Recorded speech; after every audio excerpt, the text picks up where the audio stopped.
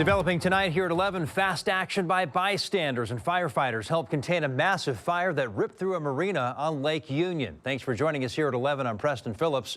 Around 4:30 this afternoon, witnesses reported hearing explosions at the marina along Westlake Avenue. KOMO's Jeremy Harris live there tonight as the cleanup continues.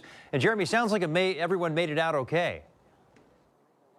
Yeah, that's right. This area of the marina still blocked off tonight. Seattle Fire tells us they don't think anybody was on the boat at the time of the fire. But the explosions and the large smoke ripped through a busy area of the marina. Tonight, the focus is containing the contamination in the water and figuring out what caused it. And next thing you know, the whole place is on fire. The smoke could be seen from across Seattle. On the ground, firefighters raced to get access to this Lake Union marina and extinguish the flames. We heard and felt this massive explosion. People who were in the area said there was a series of explosions. At first we thought it was a boat that hit the building.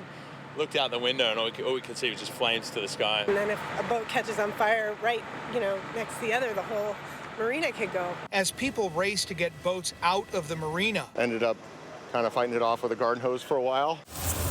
Seth Holsinger grabbed his phone and a hose. I heard about 5 explosions, but yeah, that's about the time when I dropped the garden hose.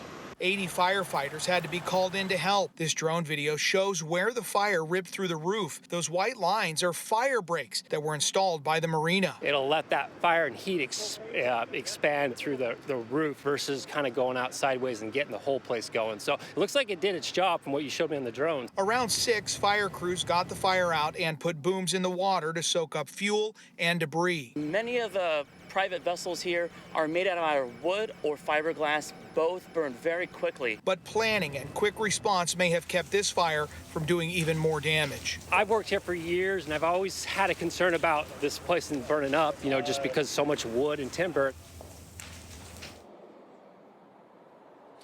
Now, the next step tomorrow, this scene is going to be turned over to the United States Coast Guard. They're going to come in. They actually tell us that the boat sank in the slip where it was. So it's now at the bottom of the lake, and it's going to be up to the Coast Guard to figure out what to do next with it and also to clean up all of the debris that's in the water. Reporting live from Lake Union, Jeremy Harris, KOMO News.